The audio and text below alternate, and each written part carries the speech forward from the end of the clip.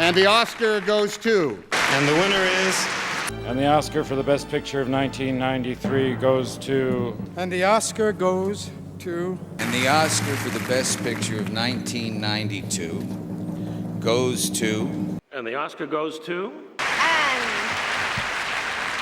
the winner is. And the Oscar goes to. And the Oscar goes to. And the Oscar goes to.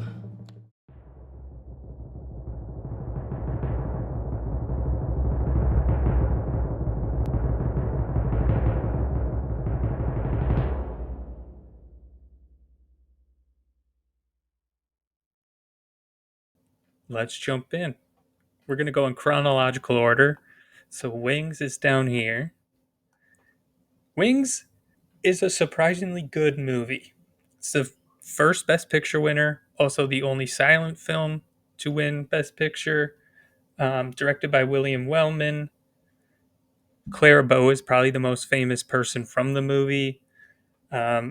Basic plot is like a love triangle between two World War I pilots and the girl next door type, who is Clara Bow. I think if you've seen anything from this movie, if you haven't seen the actual movie, you've probably seen that long tracking shot, which is in the bar. It is beautifully choreographed, really impressive considering how big cameras were back then. Yeah, it's pretty impressive. The aerial combat sequences, considering the time, are fantastic. I do have a little theory that Howard Hughes' Hell's Angels took so long because he was trying to top Wings in terms of aerial combat. So I think we're going to start off with Wings as an A. I think that's fair. Okay, 1929 is The Broadway Melody, which is right here. Broadway Melody it's just boring. That's like the one word I would use to describe it. It's just not entertaining anymore. This is, right around the time where sound's getting introduced in movies. Just the year before was The Jazz Singer. And that's all it feels like. Is it won because it was a musical? Yeah, it's just not entertaining, really. It's about two sisters who have a vaudeville act, and then they go to Broadway. It's just very underwhelming. I would say, like, when you go to watch a Best Picture winner, typically you are expecting, like, at least a C. And yeah, this one, it's not even a long movie, but it's tough to get through whenever I watch it. So it's going in F. Okay. 1930 is All Quiet on the Western Front. You may have seen the remake that Netflix did a couple years back. Really good adaptation. And this one is also really great. Louis Milestone was the director. He also won Best Director in 1927. So yeah, 3 years of Oscars and 2 Best Director awards. It's pretty impressive.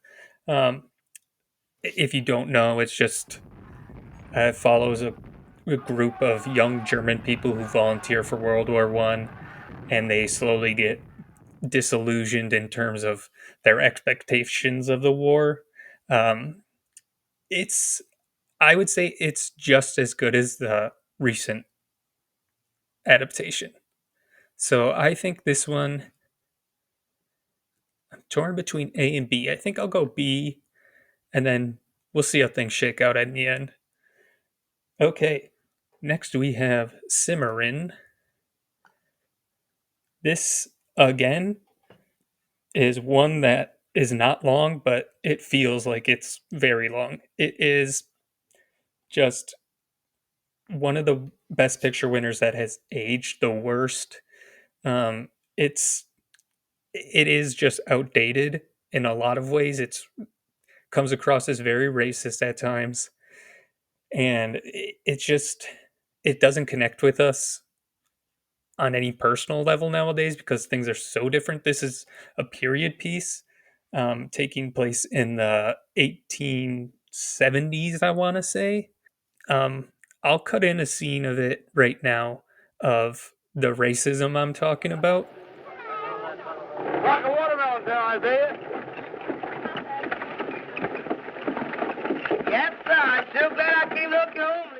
Away from your wife and child? Now, Mama. Don't your mama me. Isaiah, gone with your Fanny. Yes, Miss Venable. Yeah, so it's just it hasn't aged well. That's just the fact of it. There is one sequence in it that is really great, just because the scope of it all. It's the land rush sequence where I'm pretty sure it's Oklahoma that they have that land rush in, and I would say just watch that scene and you're good. The rest of it is really not worth watching. But yeah, that scene has like an incredible amount of extras and like stunts, what you would call them nowadays. But yeah, don't watch the rest of the movie. It's really one you can skip. This is going in F as well. Not starting off strong, but I think in the end we'll probably get a lot of C's and B's. Because usually that's where best pictures tend to be. I'm going to save S for just like the really, really great ones, undeniably great. So yeah, we'll save that. Next is 1932, The Grand Hotel. This is one of those types of movies where it's following multiple characters, all with interwoven stories. It all takes place in one hotel, as you could have guessed. I think this really won just because the star power in it. There was a lot of people that were well known and famous back then. Mostly Greta Garbo, Lionel Barrymore, and his brother John. And then Joan Crawford has an early appearance for her. And then Wallace Beery also is in it, who is going to win Best Actor, I want to say this year, for The Champ. Can't remember what year it is, but it's definitely around that time. This is one of those movies where, like, you watch it and you just don't really feel anything towards it. It's not bad. It's not good. It's just a movie. Like, the definition of 6 out of 10 to me, where, yeah, you just go, okay, and then move on with your day. So yeah, I'd put Grand Hotel in a C, I guess. C's gonna be like my average, I think. Maybe some leaning into D as well, for just like, maybe if like the premise is really great and it has everything going for it, it just doesn't execute well. Maybe that will be towards D. We'll see. 1933 is Cavalcade, which is actually a little bit like Grand Hotel, where it has a bunch of different stories that you're following. It's all through the lens of one family going through time. It's kind of like a shittier version of Forrest Gump, where you are traveling through these history events and these people just happen to be there, like the Titanic sinking and Queen Victoria's death. Other than that, it's just very slow and really like melodramatic would be the word I'd use for this one. Like, you're not getting any realism, especially when you compare it to something like All Quiet on the Western Front. So yeah, this one's just, it's below average for sure. Maybe I would even put it in the F tier. Actually, I think we're going to put it at top of F. I know when I first did the first round of watching the Best Picture winners, this was my least favorite out of all of them, and it's not anymore, so it moved up a little bit. Maybe that's good for it. But yeah, it's still not really worth checking out. Next, we have It Happened One Night, 1934. If I can find it. Would have helped if this was in order. Okay, It Happened One Night. It's the first Frank Capra movie to win Best Picture. This is also it's a really interesting time actually in the Academy where I think they were down to, I want to say like 50 members um, because everyone had kind of jumped ship because all the guilds started to form, like the Actors Guild and stuff, Directors Guild. So the Academy was really set up in the beginning to be intermediary between the studio and the talent. And then once those guilds started, yeah, everyone's just started jumping ship. Frank Capra's also the president of the Academy at that time. So maybe that has something to do with him winning. Um, but yeah, this is Frank Capra's first masterpiece, I would say.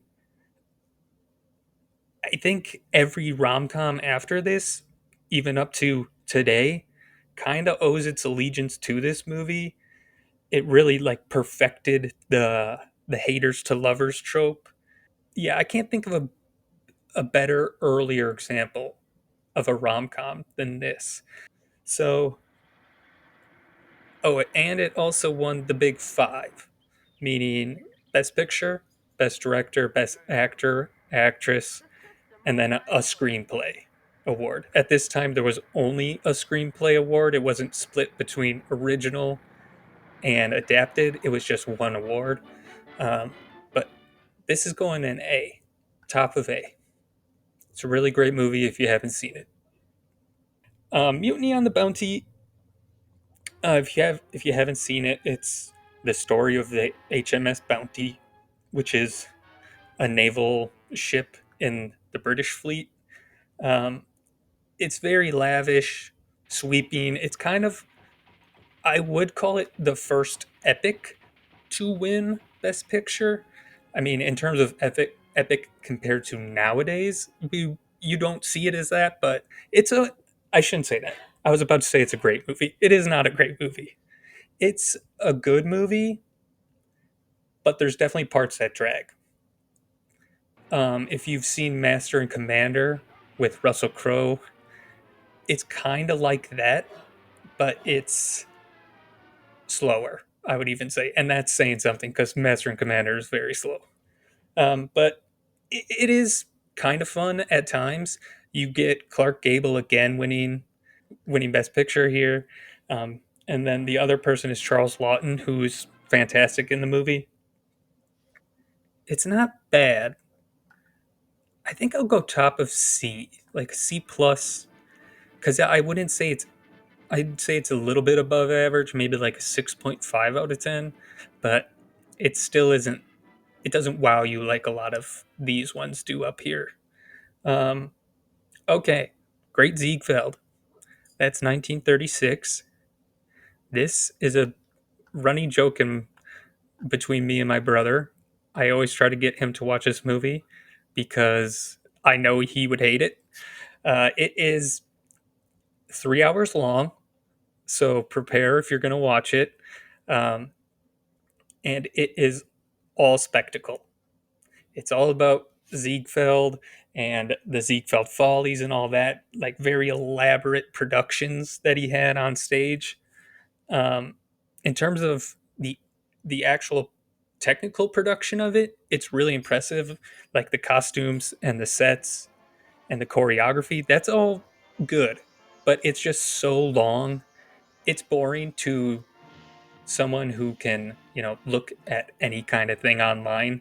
Back in the day, yeah, you would have to probably go to a movie theater to see that kind of spectacle if you weren't in New York City.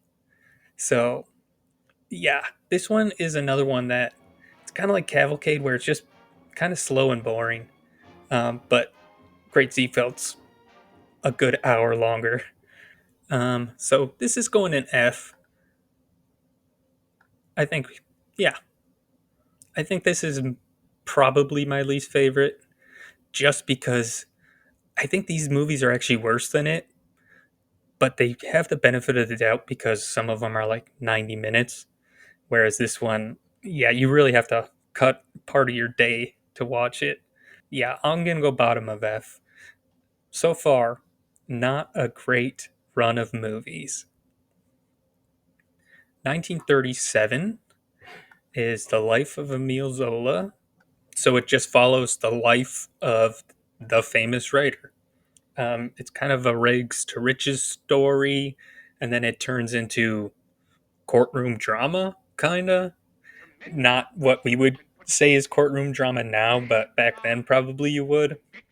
Because, yeah, if you're expecting like A Few Good Men or A Time to Kill, you're not going to get that. So don't go in expecting that. It's still got some relevant themes and messages of xenophobia and anti-Semitism. It just doesn't really stay with you all that much. This is one that I would just say is completely forgettable. And then you have Paul Mooney. He's really great in the movie, but once he gets to be the elderly age Zola, it's a little bit laughable. So, yeah, D tier's probably good. I think D tier might be just forgettable. Okay. You Can't Take It With You is 1938. Another Frank Capra movie to win Best Picture. This is where my bias comes in because I love Frank Capra as a filmmaker. Most of his movies I really, really enjoy.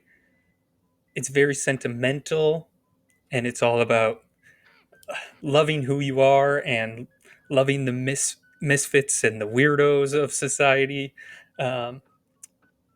Some people would say it's a little bit too saccharine, kind of like Forrest Gump, where at some points it gets overly sentimental. Maybe it'd stop you trying to be so desperate about making more money than you can ever use. You can't take it with you, Mr. Kirby. So what good is it? As near as I can see, the only thing you can take with you is the love of your friends. Oh, why don't you go out and get yourself a pulpit somewhere? That doesn't bother me, especially nowadays, because sentimentality is completely void in modern movies typically. So, yeah, I mean, I just love this movie personally. I can't say it's a great movie, but I really enjoy it. And Jimmy Stewart and Jean Arthur are two of my favorite actors of all time. So this one I'm going to give, I'll do a B plus. I think that seems more fair. Because to say it's an A movie, I wouldn't say that. Okay, 1939 is Gone with the Wind. Most people know Gone with the Wind, so I don't think I need to explain the plot. If you haven't seen it recently, it is curious to go back and see because I think it's worse than you remember. That's what happened the second go around. Was the first time I watched it, it was all like really impressed because on a technical scale, it's one of the best movies ever made. That's undeniable. Like, it's beautiful. But on a second go through, it's really problematic because you have very racist parts and you have people like the happy slave kind of lost cause of the Civil War. Yeah, the Confederacy lost cause. This is probably the most pervasive example of that. So it's definitely problematic. I don't know if it's... I'll probably put it in C at the very top because it is a great movie in a lot of aspects, but the main reason you go to movies is the story. So it's hard to get past what it is now. Maybe just like put on your favorite album and watch it on mute. Maybe that would be better. Okay, 1940, we have Rebecca, which is the only Alfred Hitchcock movie to win Best Picture. which is very surprising. Um, it's only one of 3 Hitchcock movies in total that get a nomination. I would say it's probably Alfred Hitchcock's most underrated movie. I bet a lot of people haven't seen it, even if you do enjoy Hitchcock, because most people just go towards the really famous ones like Rear Window, Vertigo, North by Northwest, Psycho, The Birds. Like, he has so many great movies that this one kind of gets lost in the shuffle. But it's a really great movie. It's still worth watching, I would say. This is like the epitome of a B. You have the novel it's based on, which is kind of like a gothic, I don't want to say gothic horror, kind of like a melancholy gothic story. And then you add in Alfred Hitchcock's thriller tendencies. And then, yeah, it's a good marriage between those two. Also a great cast. Has Laurence Olivier and Joan Fontaine.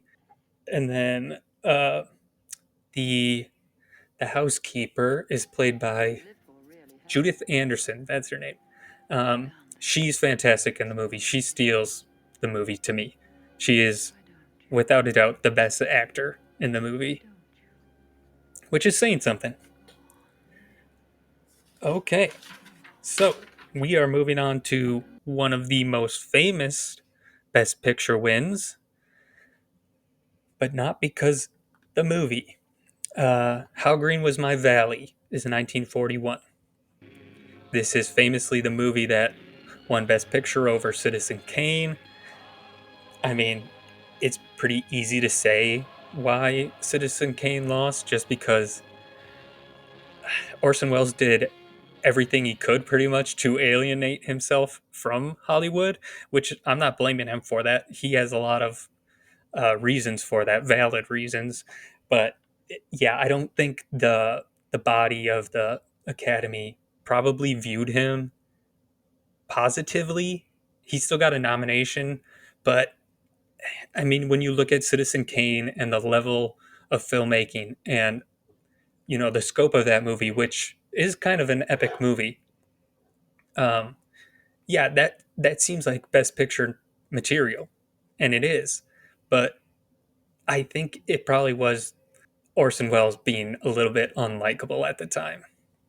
So How Green Was My Valley, it's kind of like a rural union based movie about like mine workers and stuff. It's not a bad movie at all. That's what I'll say. It's unfortunate that it won against Citizen Kane. Really beautiful black and white cinematography. It's directed by John Ford. You have a really great child performance in there by Roddy McDowall. It's just, yeah, an unfortunate year. So I'm going to put it in C. I think it's actually worth watching. Probably, yeah. I think it's better than Mutiny on the Bounty. So I think that's fair. Okay. Next we have 1942, Mrs. Miniver. If I can find it. So Mrs. Miniver is the first World War II movie to win Best Picture. It's set in modern days while the war is going on. It's in full effect at this point in 1942.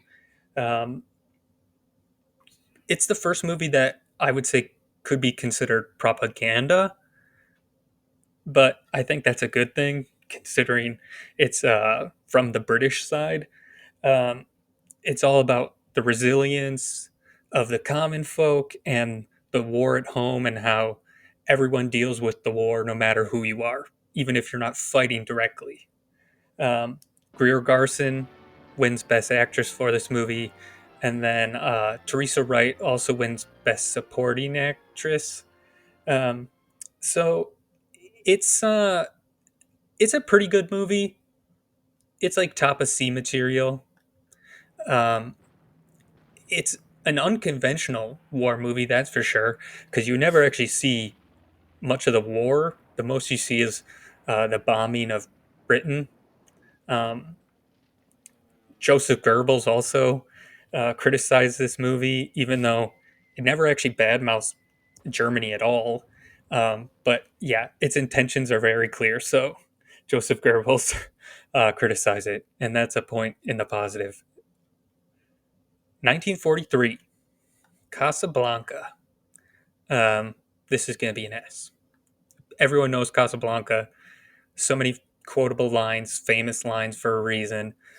Fantastic in pretty much every single way. Yeah, I don't think I need to explain further. It's just an all-timer. 1944 is Going My Way with Bing Crosby.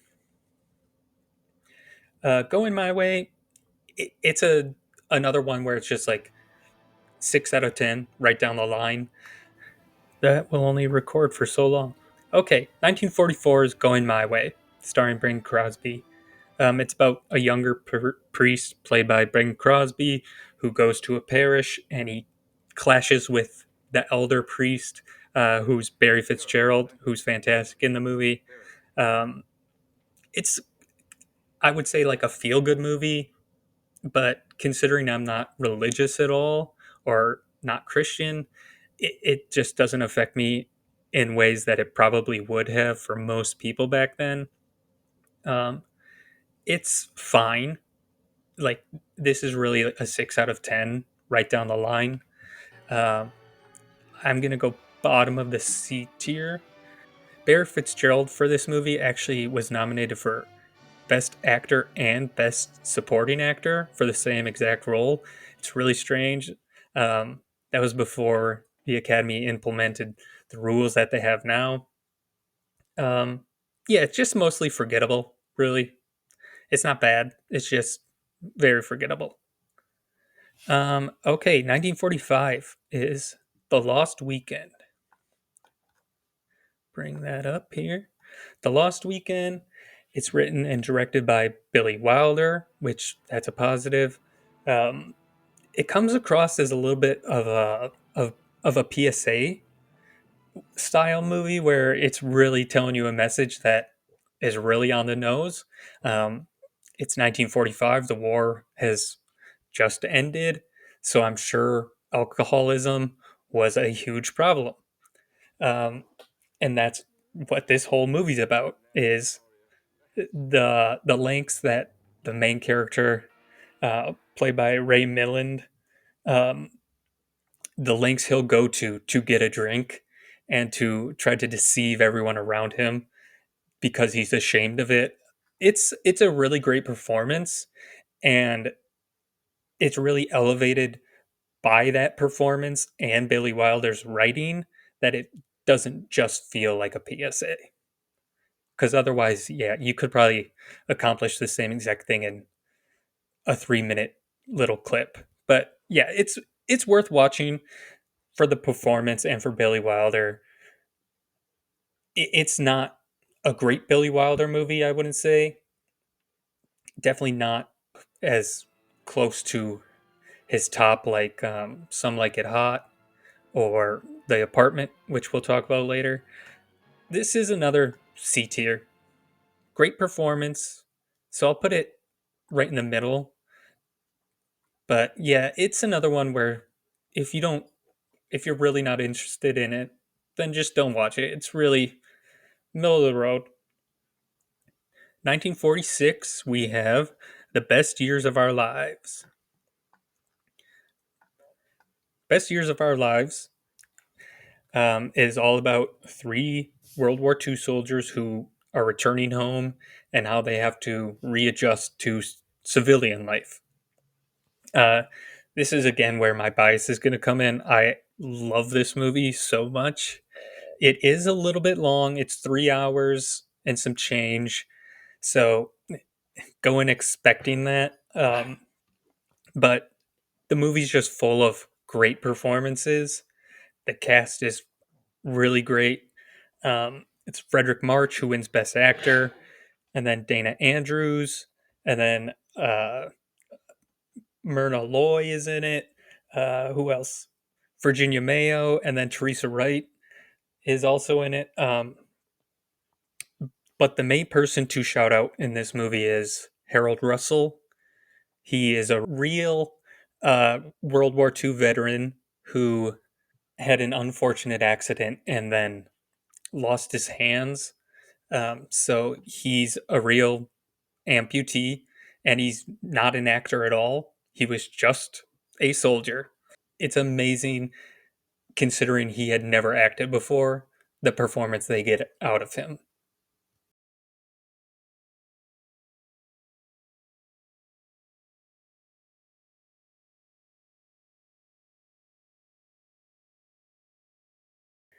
It's kind of, yeah, it's told through three different viewpoints. You're following those three people primarily. Dana Andrews, who's trying to deal with his PTSD. You have Russell with the physical consequences of war. And then you also have Frederick March, who's just adjusting back to life in his family that he hasn't seen in years. So things are different. I would really highly recommend this movie. This, to me, is an A tier. 1947, we have Gentleman's Agreement. This is a little bit like The Lost Weekend, where it kind of comes across as just a message movie, a PSA type, where it's telling you a message and it's very clear what it's doing. It's all about anti-Semitism. It's, again, just a fine movie. Like, nothing wrong with it, but nothing really to shout out that much. Gregory Peck is obviously, charming in it because he's charming in everything. But I would say the movie's saved by him, and that's really the only reason that I kind of like it. Obviously, anti-Semitism is still a relevant message to shout out. So that's kind of has aged well, I guess, unfortunately. But yeah, overall, I'd say it comes across as a little bit too on the nose. So I think it's going to be D tier. It's not as compelling as The Lost Weekend is in that message style of movie. So yeah, I think I'm actually going to drop going my way down to the top of D, just to even out the tiers a little bit. Okay, 1948 is Hamlet, right here. Laurence Olivier movie. He's fantastic in the movie, as you would expect, because it's Shakespeare. Some plays of his don't translate that well into movies, and I would say this one kind of goes into that because it's so faithful. It's 100% by the book. It's really great black and white cinematography. Great performance by Laurence Olivier. One of the weird things about it while watching it is there'll be sword fights going on and there's absolutely no music at all, and that's really jarring to watch nowadays. So it's another one where it's just a C. I would say a C minus, just because Hamlet is not one of my favorite Shakespeare plays. So if you're into Shakespeare, I definitely recommend it. But if you're not a Shakespeare person, you probably won't enjoy this movie. Okay, 1949 is All the King's Men. This one has aged extremely well. Again, it's unfortunate that it's aged extremely well. It's all about political corruption and how the people in power, absolute power, corrupts absolutely. That's definitely one of the messages in it. It's also kind of like the Batman message, like you either die a hero or you live long enough to see yourself become the villain. That fits right in with the message of the movie. It's really great performance by Broderick Crawford. And a lot of the editing really stands out. There's really great montages that you normally wouldn't see around this type of movie. So, yeah, I really enjoyed it. There's a movie from 1944 which is called Wilson, and that's about Woodrow Wilson. If you're gonna watch a political movie from back then, I would definitely recommend this before Wilson. 100%. Even though I'm pretty sure Wilson won more Oscars than All the King's Men. But as you know, winning Oscars is not always the best benchmark. This one, I would say it's a C plus, B minus. I'll go B, B minus. 1950 is All About Eve. If you have not seen it, this movie is 100% about the performances in it. You have 5 acting nominations from the movie. George Sanders is the only one to win, I'm pretty sure, for Best Supporting Actor. But you have the 2 leads both nominated for Best Actress. It was also the first movie to have 14 nominations total. So, again, that's only happened 3 times in the Academy, and this is one of them. It's a really great movie, really interesting, and very, I'd say, still compelling nowadays. So, I think this is an A, for sure. 1951 is An American in Paris. Okay. An American in Paris. You have Gene Kelly in it, so obviously the singing, dancing, that's going to be wonderful because he's great. But other than that, there's really not much to like about this movie, in my opinion. All the songs are forgettable. Like, I could not name you a single song from the movie. And if you're going to do a musical, that's probably the thing that you should be judged on most is how great your songs are. There is great dancing as well, but like I said, it's Gene Kelly, so you're always going to get great dancing. It's a pretty just mediocre movie. I'd say like a D plus. That might be a little harsh. And I'll stick with it right now. Okay, 1952 is The Greatest Show on Earth. This movie sucks. Just plain and simple. It is not. I do not enjoy this movie at all. It's directed by Cecil B. DeMille, who is a power producer around that time, and you can really tell that he could do exactly what he wanted and whatever he wanted, because in terms of scope, it's a huge movie, but you're pretty much just watching circus acts for the majority of the movie, so it's really uninteresting. It hasn't aged well at all.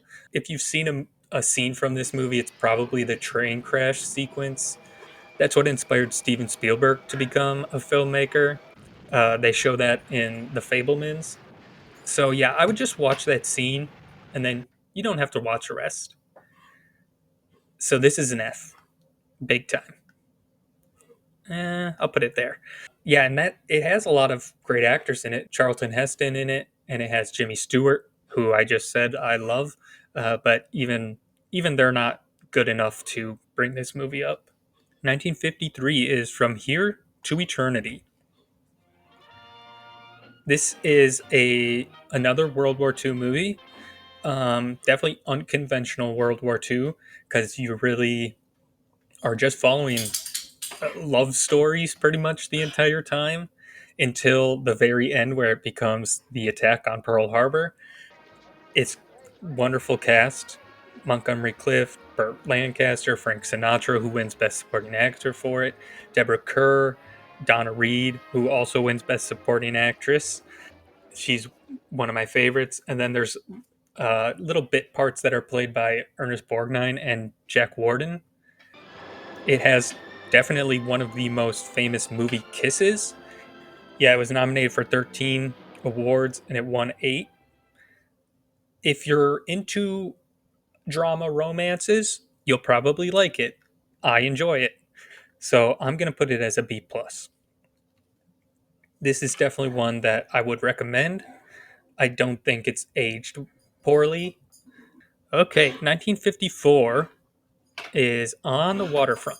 Marlon Brando's performance in this and A Streetcar Named Desire really revolutionized acting into a much more realistic, understated way. I do give it props for that. Other than that, I don't really love this movie. I've heard people really rave about it, and to me, I don't think it's on that level. This is like a B minus to me, but in the middle of B, actually.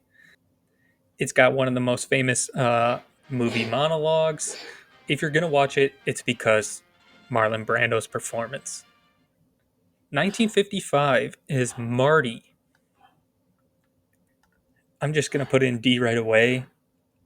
It just isn't that interesting, honestly. It's 90 minutes on the dot, which is nice. The shortest Best Picture winner. To me, it's probably the most forgettable of the Best Picture winners. It's kind of weird because it's technically a romance, but it's a romance between two very shy and awkward people. So it's really weird to see a realistic portrayal of that, and it kind of makes it uncomfortable to watch at times. Ernest Borgnine, he is fantastic in the movie, but it's just one of those movies I'm never just going to put on. This is definitely a very forgettable movie. So yeah, D minus is fair for Marty, I think. Okay, 1956, Around the World in 80 Days. This movie, it's really tough to get through. This is another one just like the Great Ziegfeld, where I'll put it in the top of F, but I'm putting it as an F. It's like the Great Ziegfeld, where it just seems to go on forever. All the sets and all the costumes are great, as you would expect, because they're traveling around the world. It's very lavish, very over the top, definitely bloated. Yeah, it's tough to get through. Whenever I do rewatch the Best Picture winners, I do always dread getting to this one. Also, it should be stated, it's also fairly racist at times. Like, it's definitely a movie that hasn't aged well. I think it deserves an F.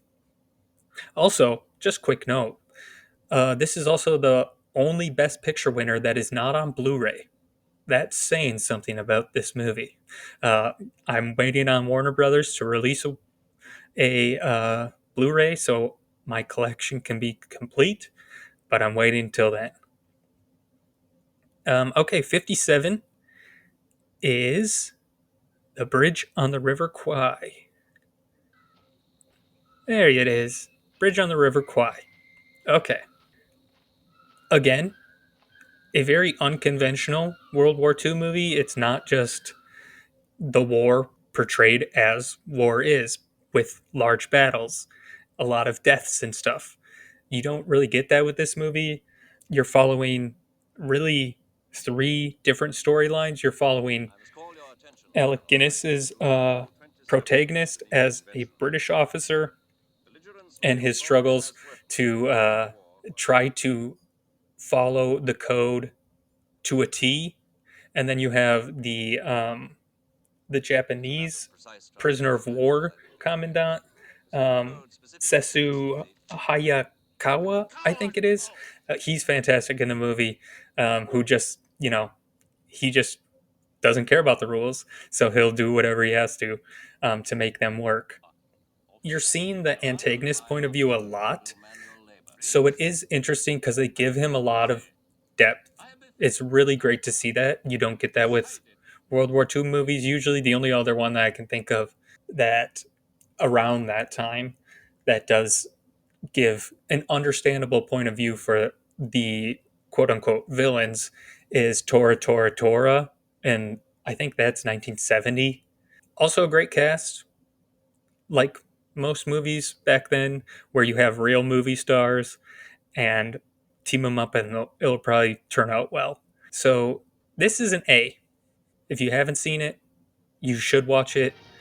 The only part that will say about it that I don't like is sometimes they shoot day for night, which is very obvious. But once you understand it's just the limitations of the time, then it's totally understandable why they did it. Um, I don't think most people would notice on a first watch. 1958 is Gigi, or Gigi. I think it's French. This is another very forgettable MGM musical.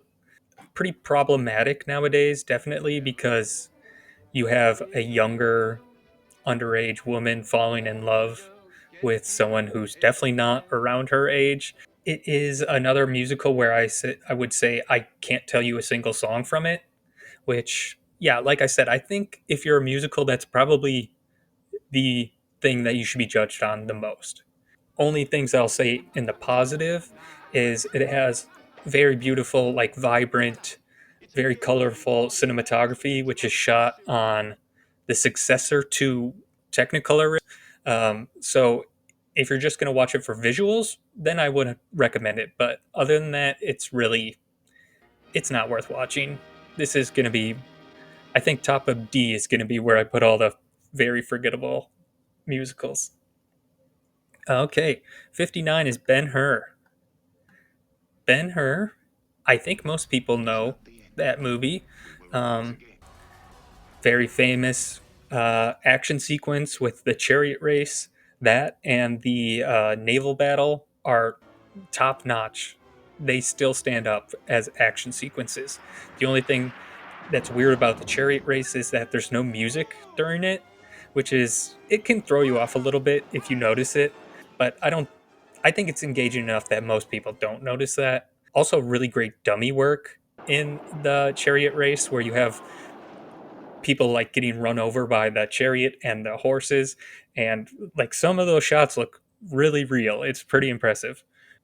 As a non-religious person, I don't connect to it on a lot of the story elements because it is a Christian based movie. I don't connect to it on that level, but I think it's still engaging. It's an engaging enough story to still enjoy the movie. This is going to be A, definitely. Probably, other than Gone with the Wind, the most impressive in terms of scale and scope. It's definitely worth watching for that. 1960 is The Apartment, which I mentioned earlier. This is another Billy Wilder movie. If you look at any greatest screenplays of all time, this is usually right around the top, if not number one. It looks great, black and white photography. I have a soft spot for. Jack Lemmon is his usual charming self. He's a pushover who lends out his apartment to his bosses so they can have affairs. It's kind of a dark comedy, like a black comedy, more than it is a traditional love story. Great balance between the light and dark elements of it. I think most people would still find it fun and funny at times for sure. So this is another A. I think I'm going to put it right below It Happened One Night. 1961 is West Side Story. Finally, a musical that I think is memorable. I think most people are pretty familiar with what West Side Story is about. It's absolutely beautiful. Like, it's so vibrant, so colorful. All the colors are really rich. In terms of visuals, it's one of my favorites on this list. Rita Moreno, who wins Best Supporting Actress for this. It also wins Best Supporting Actor. She steals every scene she's in. She's fantastic. I know Steven Spielberg, his adaptation of West Side Story also got nominated for Best Picture. I would definitely recommend this one over that one. This one definitely is more visually interesting. 10 wins out of 11 nominations. The only one it didn't win was screenplay. So, I mean, everything's top notch. Like the sets, the costumes, the editing. It's a great movie. I'm not going to put it in A but I think it's definitely top of B. Chugging along here. Okay, Lawrence of Arabia is next, 1962. I think most people know that this movie is a masterpiece on literally every level. It's fantastic. It's really baffling that Peter O'Toole did not win Best Actor for it. It is hard competition that year because I'm pretty sure he loses it to Gregory Peck. Again, with Ben-Hur and Gone with the Wind, it's one of the biggest movies in terms of scope. All the beautiful cinematography, like really long shots in the desert, look fantastic. I would watch it on as large a screen as you can. I think most people will love this movie. It is 3 hours long, maybe even pushing close to 4. So definitely be prepared for that. But I think most people, when they watch it, they understand how great it is. Tom Jones is 1963. This is a very unconventional movie, I would say. It reminds me a lot of 1969's winner, which is Midnight Cowboy, where it's very avant-garde in a way, like a very auteur-heavy movie. The standout is definitely the editing of it. It's really like high energy and unconventional in terms of its pace, especially considering the time period that it's taking place in, the story, which is the 1700s. So it's really weird to see a period piece that's edited that way. That's definitely the part that I love the most about this one, especially when you consider like other period pieces around that time. Like compare that to Barry Lyndon, which is very slow and deliberate. It's really fun to see that. Albert Finney, he's always charming. It's an enjoyable movie, but I don't think it's anything special. So, middle of C. 1964 is My Fair Lady. Another musical.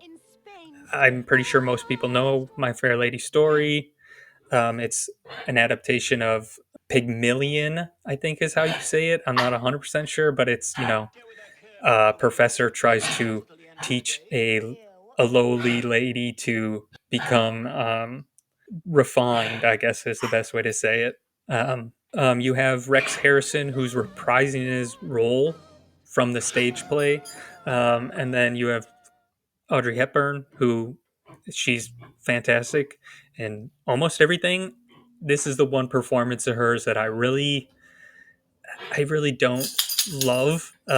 She can be a little bit grating at times with her accent being so exaggerated. Ew, what's that you say? I think it's mostly forgettable. Again, there are some music numbers that are okay. I just think it's a little bit too long, a little bit boring. So I'm gonna go D, I think. Maybe C. Let's put it in C. Okay, 65 is The Sound of Music. The third musical to win Best Picture in the 60s. It's definitely my favorite of the 60s musicals. Julie Andrews, who wins. She's coming off of her win for Best Actress the year before for Mary Poppins. And she's also nominated for The Sound of Music, but she doesn't win. I mean, she's charming as hell. And Christopher Plummer, he's really great at playing, the character that you want to kick in the nuts a little bit, but is also very likable. They find a really good balance there. I'd say almost all the songs are iconic in it. Maybe the slower ones at the Abbey, maybe not. But I think most people really enjoy this movie. Yeah, it's an iconic movie. So I'm going to put it in A. Bottom of A. 1966 is A Man for All Seasons. This is definitely one where you're going to want your phone at the ready for Wikipedia because there's a lot of history to this movie. It's all about Henry VIII and his break off from the Catholic Church and all that. So if you're not familiar with English history, it'll probably just go over your head. the first time I watched it, that's exactly what happened.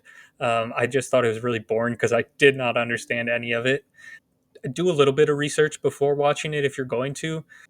It's a pretty good movie. I'll say it's very enjoyable if you know the subject matter, but if you don't, it's going to be super long and super boring. It's got a great cast. It's got Robert Shaw as Henry VIII. Orson Welles plays a role. Paul Scofield is the lead in it. And then you have Vanessa Redgrave, and then I think there's a bit part played by John Hurt, I want to say. Yeah, it's kind of hard to recommend this one. If you like historical movies, I would go for it. I think it's enjoyable on that level. I'm going to put it above Hamlet. Okay. 1967 is In the Heat of the Night. I absolutely love this movie so much. This is another one where bias is going to come in. Investigative thrillers are just something that I really enjoy most of the time.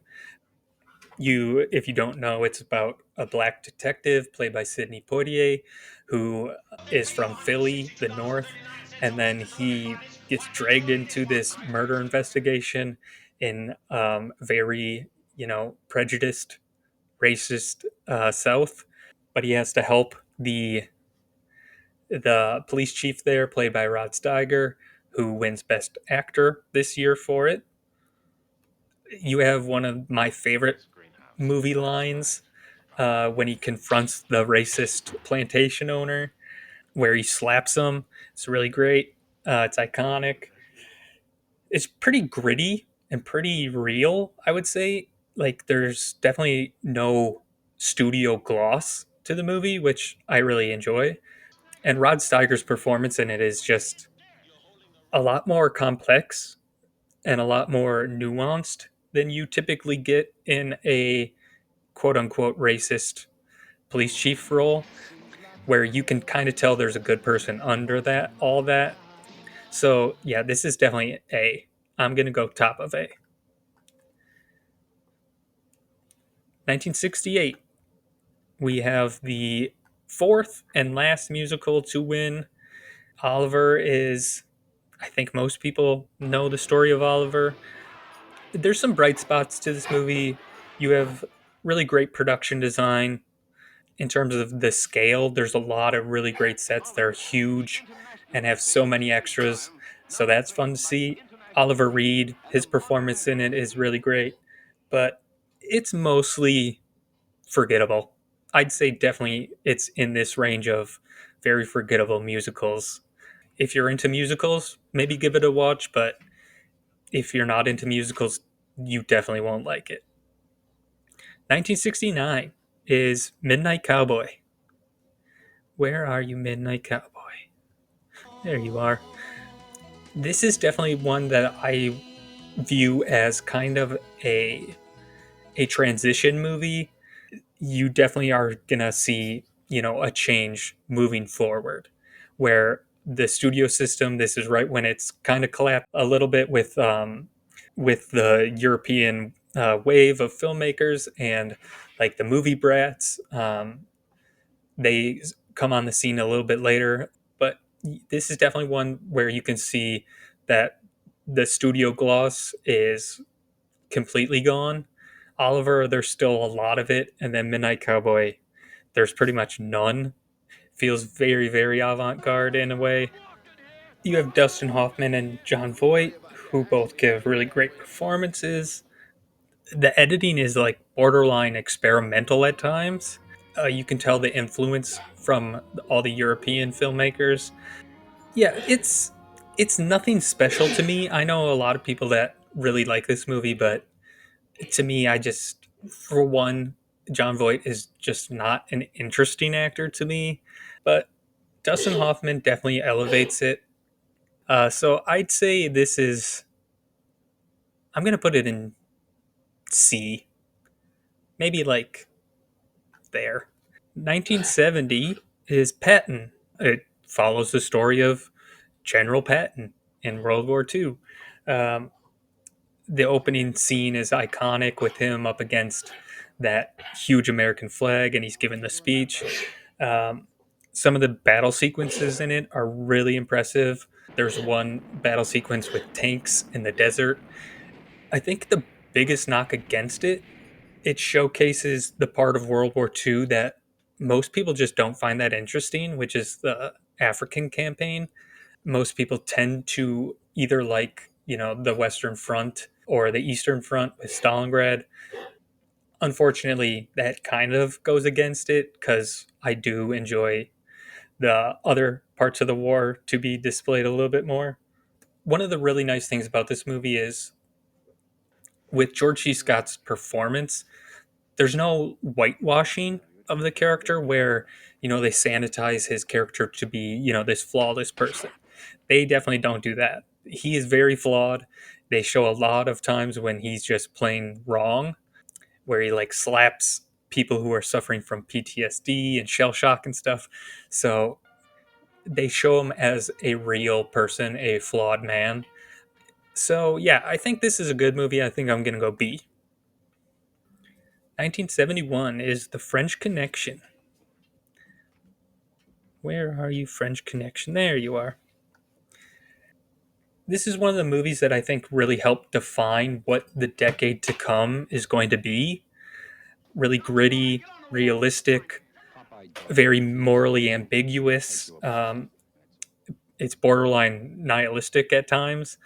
It's a lot like Rod Steiger in The Heat of the Night, where you have a police officer, a police detective played by Gene Hackman, where he's very imperfect, he's very nuanced. There's parts of the movie where you just downright dislike him, especially there's a little bit of parts that don't age perfectly well with like racist stuff. But I think that actually kind of adds to it because it makes the character a lot more complicated. So this is definitely a good movie. There's an iconic chase sequence through Chicago, which is great. I'm going to go B again.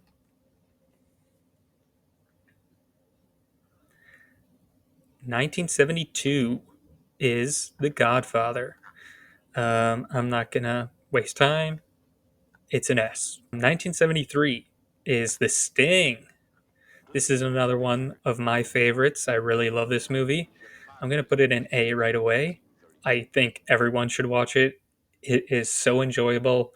Just like a really feel-good movie. You watch it and you completely realize why Paul Newman and Robert Redford were, the stars at the time. They're reuniting again after Butch Cassidy and Sundance Kid. It's just so fun and so clever. A lot of twists that you don't really see coming. And then it's also set in the Depression era. So I think that really makes it age well. Because that seems like a pretty timeless era to set your movies in. So I definitely recommend it. 1974 is The Godfather 2. Again, I'm actually going to put it at the top of A. I don't think it's as good as the first one. I know a lot of people prefer part 2. 1975 is One Flew Over the Cuckoo's Nest. This one is hard to judge for me. There's a lot of great things about it. Jack Nicholson as the lead, he is like so chaotic. He's like the definition of chaotic neutral, and he's very charismatic, very energetic. So it's a great performance by him. And then you also have him opposing the Nurse Ratched, who is another famous character played by Louise Fletcher. She's fantastic in the movie. Yeah, it's a lot based off performances. You also have a great supporting cast around Jack Nicholson with like early performances by Danny DeVito and Brad Dourif, who gets nominated for Best Supporting Actor. Won big because it won the Big Five again, the second movie in history to do that, with Best Picture, Director, Actor, Actress, and Screenplay. So, I mean, you can't really say much against it in that sense. I'm going to put it in B. I think most people would probably put it in A, but just me personally, I don't love it. Okay, I think we're going to stop on the next one, which is 1976, and it is the iconic Rocky. Okay, Rocky, once again, like I said with The French Connection, it's, very gritty, realistic, especially when you compare it to like Rocky 3, which just feels like a completely different franchise almost, because there's so much like pomp and circumstance to that movie. And this one feels really down to earth and very realistic. Obviously, I think most people have seen Rocky probably. Yeah, there's a lot of iconic parts, the montage and the running up the steps in Philly. They have a statue there now, so that shows how famous the movie is. Yeah, there's a lot of great parts I like about it. I think I'm gonna go right before One Flew Over the Cuckoo's Nest. Yeah, that looks good. Yeah, that was the first half of the Best Picture winners. I'll do a second part where I'm ranking every 77 to now. Hopefully you guys enjoyed that. See you later.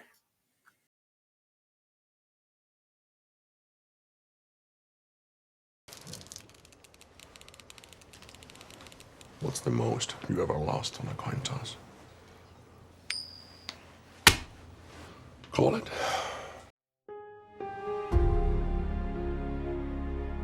Robert, they just fired.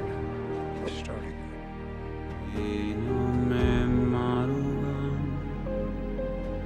Now come the days of the king.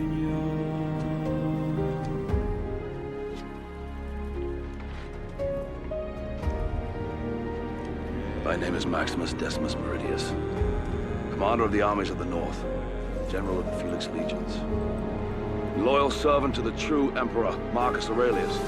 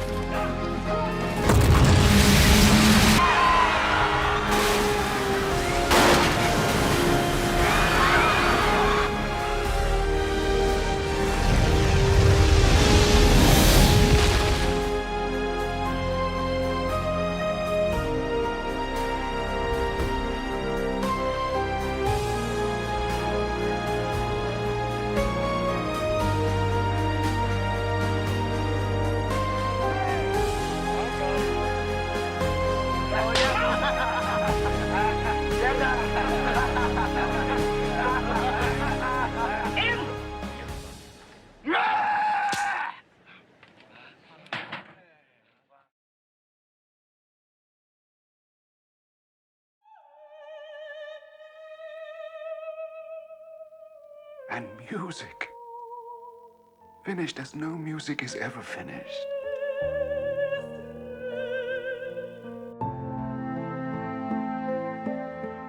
How now? Who calls? I could have got more. Oscar, there are 1,100 people who are alive because of you. Look at them.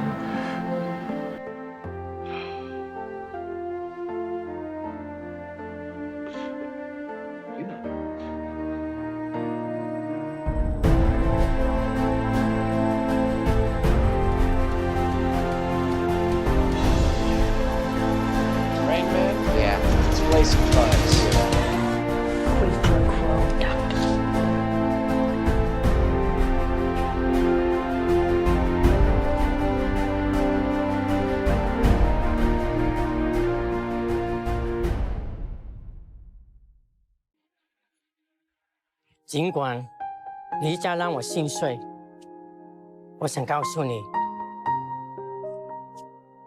如果有来生，我还是会选择和你一起报税，开心一点。 How came you here? Master Bash. If justice had been done, I never would have been here.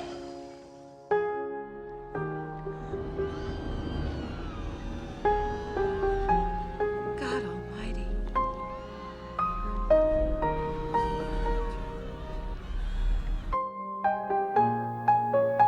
My friends.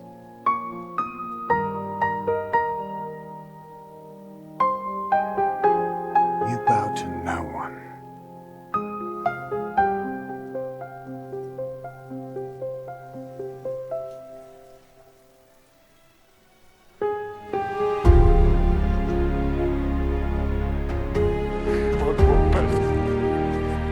And I